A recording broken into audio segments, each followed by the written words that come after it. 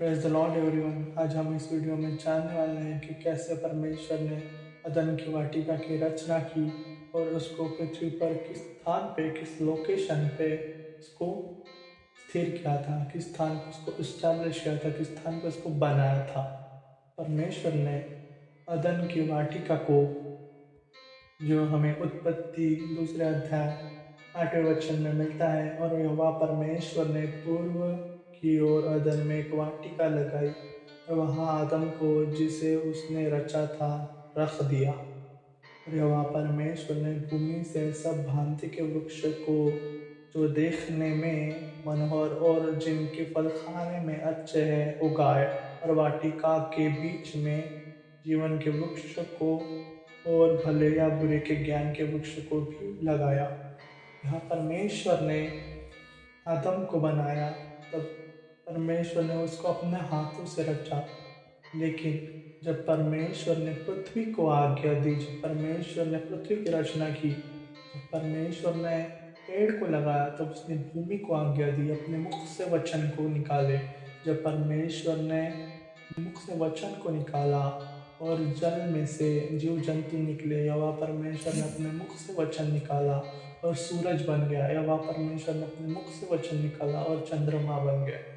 लेकिन जब परमेश्वर ने अदन की वाटिका को बनाया, तब हम देखते हैं उत्पत्ति दूसरे अध्याय उसके 8वें वचन में, और यहोवा परमेश्वर ने पूर्व की ओर अदन में एक वाटिका लगाई। यहाँ जिक्र हो रहा है लगाई का, मतलब परमेश्वर ने उस वाटिका को लगाया, ना कि उसमें अपने मुंह के शब्द से कुछ भी प्रक्रिया की। वहाँ परमेश्वर ने उसको अपने हाथों से लगाया। वहाँ परमेश्वर ने वहाँ पे एक्टिविटी की। यहाँ पे परमेश्वर ने अपने हाथों से काम को किया और वहाँ आदम को, जिसे उसने रचा था, रख दिया। वहाँ परमेश्वर ने खुद आदम को, जो उसकी रचना थी, परमेश्वर ने उसको रख दिया। और वह परमेश्वर ने भूमि से सब भांति के वृक्ष, जो देखने में मनोहर और जिनके फल खाने में अच्छे हैं, उगाए। वहाँ परमेश्वर ने वहाँ पे सब भांति के वृक्ष को, जो अच्छे हैं, उगाए। मतलब परमेश्वर ने यहाँ पे फिर एक्टिविटी, परमेश्वर ने यहाँ पे फिर काम किया, ना कि मुख से वचन को निकाले। परमेश्वर ने यहाँ पे खुद काम किया और वाटिका के बीच में जीवन के वृक्ष को और भले या बुरे के ज्ञान के वृक्ष को भी लगाया। परमेश्वर ने खुद जीवन के वृक्ष को और भले और बुरे के ज्ञान के वृक्ष को भी लगाया। यहाँ परमेश्वर ने खुद अपने हाथों से काम को किए। लेकिन जब हम देखते हैं परमेश्वर ने पृथ्वी को बनाया, तब अपने मुख से वचन को निकाला। परमेश्वर कितना सुंदर है कि परमेश्वर ने आदम को बनाया, तब अपने हाथों से बनाया। जब परमेश्वर ने अदन की वाटिका बनाई, जो उसने आदम को सौंपनी थी, तो उसने खुद उस अदन की वाटिका को रचा। मतलब परमेश्वर हमसे इतना प्रेम करते हैं कि परमेश्वर ने खुद अपने हाथों से उस अदन की वाटिका की रचना की अपने प्रिय आदम के लिए। अब हम देखते हैं आगे के वचन में, उस वाटिका को सींचने के लिए एक महानदी अदन से निकली और वहां से आगे बहकर 4 धाराओं में बट गई। पहली धारा का नाम किशोन है। यह वही है जो हवीला नाम के सारे देश को, जहाँ सोना मिलता है, घेरे हुए है। जब हिस्टोरियंस ने इस वर्ष की स्टडी की, तब उन्होंने अनुमान लगाया कि यह जिस देश की बात हो रही है वह अफ्रीका कंटिनेंट है। और साथ ही इस नदी को उन्होंने नील नदी, जो नाइल नदी के नाम से हम जानते हैं, है जो सबसे लंबी नदी है इस पृथ्वी पर, तो उन्होंने अनुमान लगाया कि यह वही हो सकती है। उस देश का सोना चोखा होता है, वहाँ मोती और सुलेमानी पत्थर भी मिलते हैं। आज भी हम देखते हैं कि अफ्रीका कॉन्टिनेंट में हमें भर भर कर सोना मिलता है। अफ्रीका कॉन्टिनेंट में आज भी सोने की खदानें हैं, जहाँ से वह टनों का सोना हर साल निकालते हैं। दूसरी नदी का नाम गीहोन है। यह वही है जो कुश के सारे देश को घिरे हुए है। जब गीहोन नदी का जिक्र आता है, तब हिस्टोरियंस ने अनुमान लगाया कि यह नदी इंडिया की गंगा नदी या उससे रिलेटेड कुछ हो सकती है। और तीसरी नदी का नाम हिद्देकेल है। यह वही है जो अश्शूर के पूर्व की ओर बहती है। जब हम इस नदी की स्टडी करते हैं तब इंग्लिश में लिखा हुआ है कि the third river is Tigris और चौथी नदी का नाम फरात है and the fourth river is Euphrates. यह नदियाँ आज भी इराक देश में पाई जाती है जो तुर्की से निकलकर गल्फ ऑफ पर्शियन में जाती है। हम देखते हैं कि आज भी यह नदियाँ हमें उस देश में पाई जाती है जो देश आज भी हमारे बीच में है। तो हिस्टोरियंस मानते हैं कि यह स्थान इराक हो सकता है। अब इसमें कोई भी परफेक्शन नहीं जताता, अब इसमें कोई भी नहीं मानता कि यह परफेक्ट है। क्यों? क्योंकि परमेश्वर ने जब पृथ्वी की रचना की, जब परमेश्वर ने पृथ्वी को आज्ञा दिया तो जल 3 भाग में और ज़मीन जो लैंड है वो एक भाग में बट गई। लेकिन जब वह एक भाग में बट गई तो उस लैंड को, तो उस ज़मीन को जो आज हम पढ़ते हैं हमारे हिस्ट्री में कि वह पेंजिया मतलब एक लार्ज कॉन्टिनेंट था जो आज कई भागों में, कई खंडों में, कई कॉन्टिनेंट्स में बट गया है।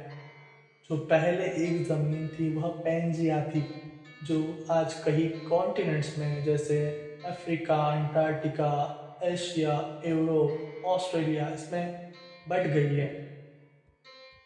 जब हम इसके बारे में पढ़ते हैं तब हम जानने पाते हैं कि जो पृथ्वी है वह परमेश्वर ने एक बनाई थी, लेकिन जब पृथ्वी का भाग हुआ, जब पृथ्वी अलग हुई तब परमेश्वर ने वहाँ पे लोगों को भी भेजा, वहाँ लोग रहने लगे।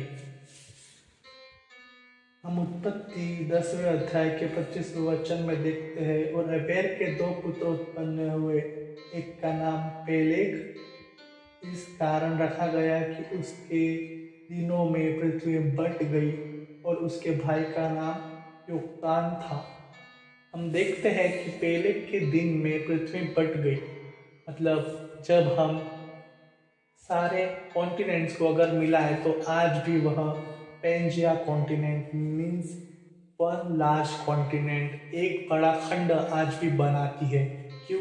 क्योंकि परमेश्वर ने जब पृथ्वी को बनाया था तब एक ही करके बनाया था। जब परमेश्वर ने ज़मीन को बनाया था तब परमेश्वर ने एक ही करके बनाया था।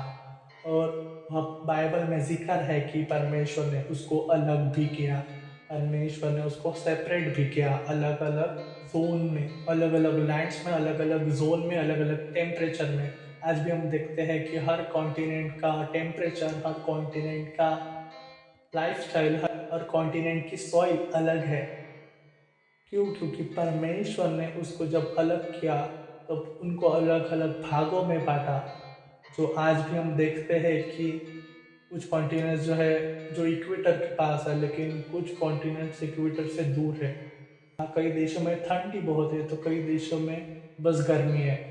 क्यों? क्योंकि परमेश्वर ने उसको जब बांटा तब वहाँ लोगों को भी बिठाया और लोगों के भाषाओं में गड़बड़ी डाल दी कि वह लोग अलग अलग देशों में, अलग अलग कॉन्टिनेंट्स में, अलग अलग भाषाओं में, अलग अलग लाइफस्टाइल में जिए, अलग अलग लाइफस्टाइल में रहे।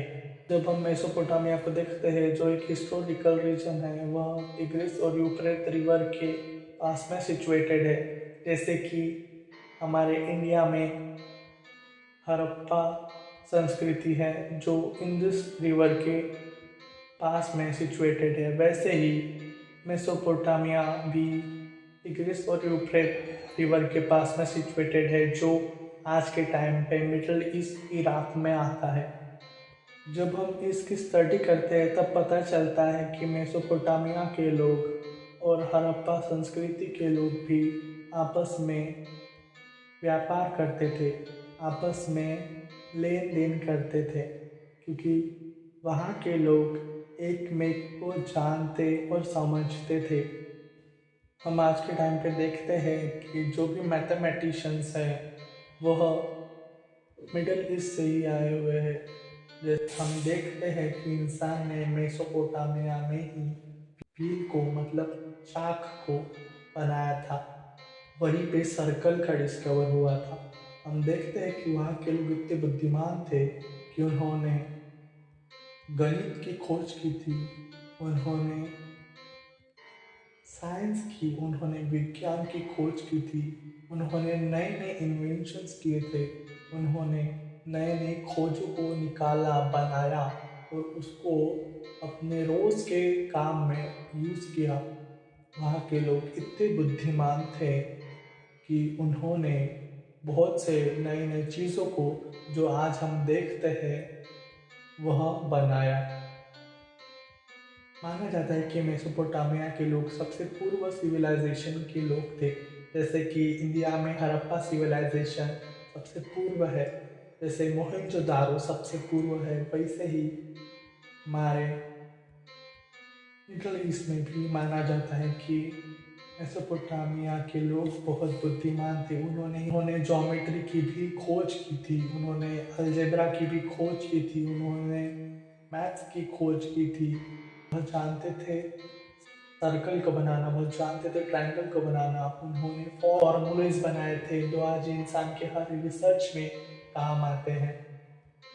वह लोग इतने बुद्धिमान थे, लेकिन फिर भी हिस्टोरियंस नहीं मानते हैं कि अदन की वाटिका सही में इराक में ही थी, क्योंकि उनको परफेक्ट सोर्स कहीं से भी नहीं मिला हुआ कि वह परफेक्ट रीति से बता सके, वह कॉन्फिडेंट होके बता सके कि अदन की वाटिका इराक में ही थी। लेकिन हम इस वीडियो से जान गए कि परमेश्वर ने पृथ्वी को बनाया और अलग किया। और हमने इस वीडियो में यह भी जाना कि जो इराक में अदन की वाटिका है वह आज भी परफेक्ट रीति से नहीं बताई जाती कि वह इराक में ही है, क्योंकि हिस्टोरियंस इस बात को लेकर श्योर नहीं है।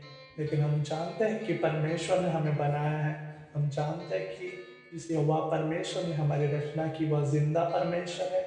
हम जानते हैं कि जिस यहोवा परमेश्वर ने हमारी रचना की वह हमारी दुआओं को, वह हमारी प्रार्थनाओं को सुनने वाला और उसको उत्तर देने वाला भी परमेश्वर है। तो आज के लिए बस इतना ही। आप सब आशीष पाए और आपके लाइफ में हमेशा परमेश्वर की आशीष बरकरार रहे। आमीन।